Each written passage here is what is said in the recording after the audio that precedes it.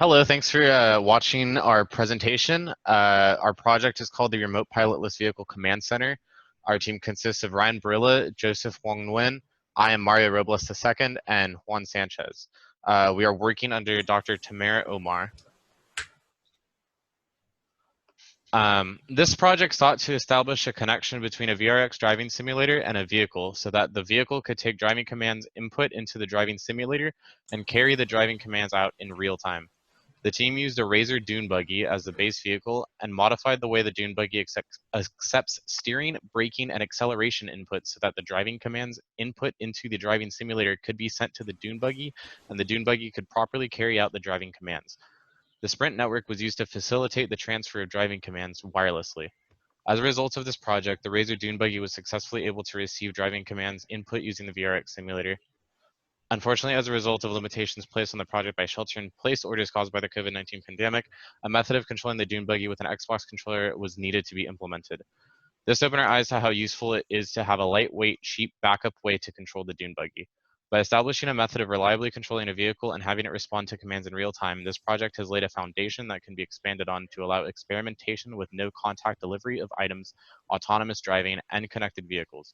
The photo on the right shows the VRX simulator and a Razor dune buggy that had been slightly modified for a different project. And on the other side of the VRX simulator seat, you can see the unmodified dune buggy that we would go on to use. So my name is Joseph, and now I'm going to explain to you guys the overall system architecture of our design. It's essentially three primary components that are broken down into the vehicle, our LTE connectivity using Sprint, and the VRX simulator. How it works is the VRX simulator will basically send controls over an LTE network in order to communicate with the vehicle's onboard control modules. On the receiving end, the go-kart will then send wireless video feedback to the VRX simulator in order to get a visual awareness of the kart's current surroundings. All of this is done using LTE connectivity in addition to Raspberry Pis and various accessories to it. And this is a demonstration of the wireless modem that we used, and it's, as stated before, it is equipped with a Sprint LTE SIM card for connectivity, which is provided using a wireless LTE plan.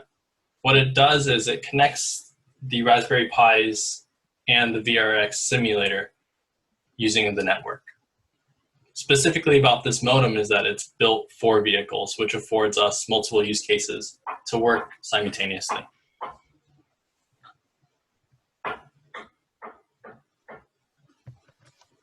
In order to establish communication between the car and the simulator, we decided to use Transmission Control Protocol, or TCP. TCP establishes a reliable communication between a client and a server. For our implementation, we decided to place a client in the simulator and the server on the car. The client captures the controls from the VRX simulator or any other controller it is attached to. Like Mario said, we tried it with an Xbox controller and it works as well. It uses direct input, a Microsoft Application Program Interface, or an API, which collects from a computer user, or in our case, a controller. We need to capture three components from the controller, since the only controls needed for are acceleration, steering, and braking. Direct input uses a 16-bit technology, meaning the inputs we capture are integers from 0 when we're not pressing anything and 65,000 to 535 when we're pressing it all the way. Once the precision of each input is captured, the client sends them individually to the server, creating 3 packets. The server will then process the inputs and send them back into the client in order to display the performance of the vehicle on the client side. The server, which will be coded inside a Raspberry Pi. Mario, can you go to the next slide? So the server, which will be coded in the Raspberry Pi and will be on the car, will receive 3 separate packets and store them. Since TCP communication uses a string of bytes, the server must stream each packet in order to convert them back to an integer. Once it has that integer, each input is manipulated in order to be outputted as a signal that drivers need to control the car. Ryan will be talking a little bit more about this on a later slide. Every Raspberry Pi is equipped with a set of general-purpose input and output pins, or GPIO pins, which can be controlled using a library called wiring Pi. This library allows us to output control signals for the car's mechanical hardware, signals such as analog to digital conversion or pulse width modulation used for the drivers. Like I mentioned before, the server would then echo back the new values to the client. And now Ryan will be talking a little bit more about the implementation of controls. So the entire system mainly revolves around the Raspberry Pi as a central component. Not only does it act as the TCP server for communications between the simulator and the vehicle, but the Pi also acts as the brain that sends out the control signals to actually move the car. Looking at the flowchart, we can see that the input controls are first captured by the racing simulator and uploaded to the TCP server on the Pi through the modem's internet connection. Then the Pi translates the control values and uses its GPIO pins to output electrical signals to each of the 3 motor drivers. The first 2 drivers control the steering actuator and the braking actuator, and they take in 2 signals, enable 1 and enable 2, that tell the actuators whether to extend or retract. The Pi then sends a PWM signal to the 3rd driver that controls the DC motor for the vehicle that controls its acceleration. Next slide. Initially, when the controls are captured from the simulator, they range from the values of 0 to 65535, which is ultimately a 2-byte integer value. Each control is captured independently. For steering, when the value is 0, it is turning fully right. When the value is 32,700, it's straight, which is in between 0 and 65535. And when the value is 65535, it is turning fully left. For braking, we implemented a limit. When the value being sent over is below 24,000, the brakes are off. When the value is above 24,000, the brakes are active. And for acceleration, when the value is 0, it means the car isn't accelerating. And when the value is full, the 65535, it means it's accelerating the fastest. Next slide. So in order to accomplish these feats, we utilize a library called Wiring Pi, which is a built-in C++ library that utilizes the Pi's GPIO pins. We mainly use 2 functions from this library. We use the soft PWM function in order to generate a PWM signal on one of the GPIO pins. This PWM signal was sent to the DC sock motor driver in order to control acceleration. Then we use a function called digital write, which can either write a high value or a low value to the pins. And we mapped out 4 pins for each of the enables. These enable signals were sent to the motor drivers to either extend or retract each of the actuators. As stated earlier, the vehicle will be sending a live video feed back to the operator on the VRX simulator. The live feed uses a Logitech C615 webcam to transmit visual awareness of the vehicle from the vehicle to the operator of the VRX simulator. The webcam will be connected directly to a separate Raspberry Pi that is also on board the vehicle in order to dedicate full performance to the video transmission. We decided to use 2 separate microcontrollers instead of overloading all transmissions for the sake of performance. Video transmission transfers large chunks of data, and therefore we wanted our video feed to be on a dedicated Pi in order to optimize the feedback that we got back. We utilized a Linux library called Motion, which helps us to set up the server and view and transmit. Overall, the webcam system will transmit a video feed to a live server where the operator will be able to connect and view.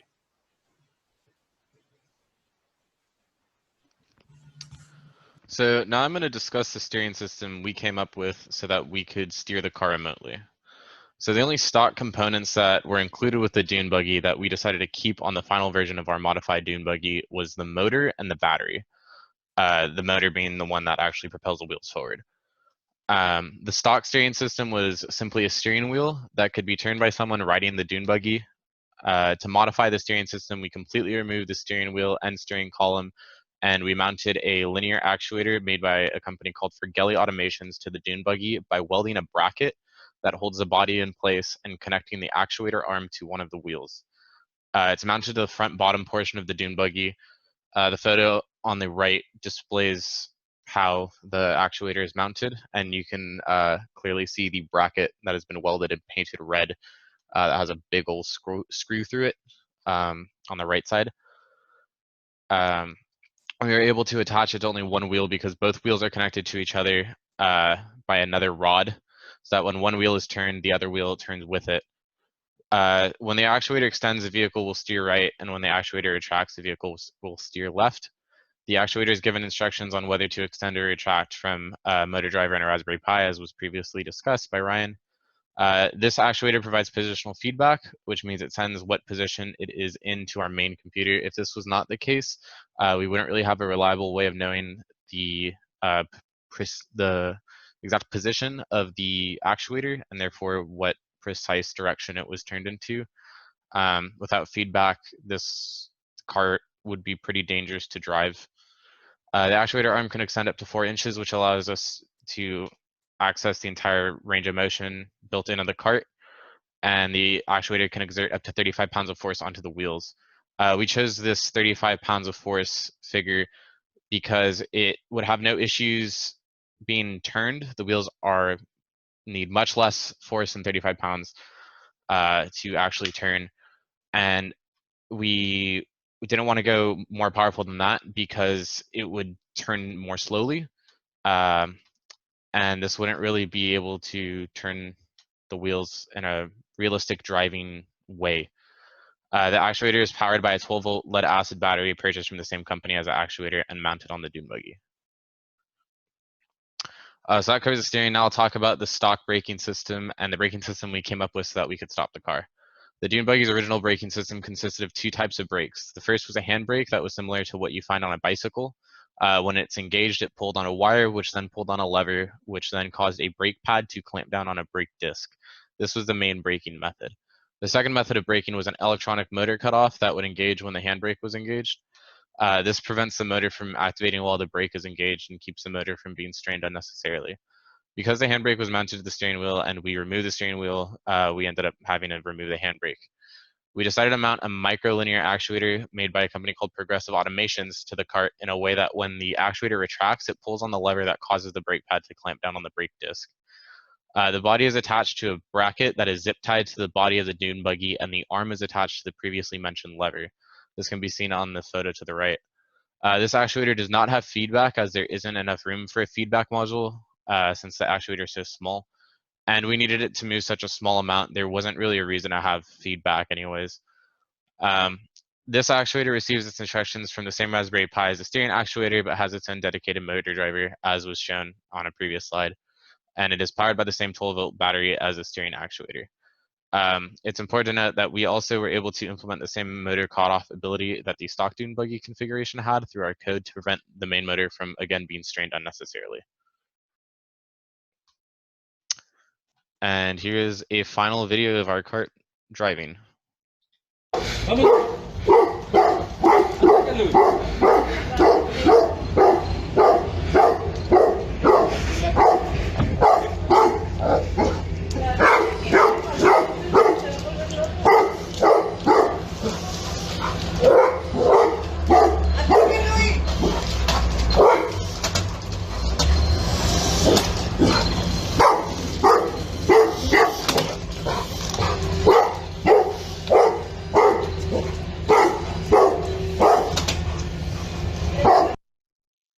Thank you very much.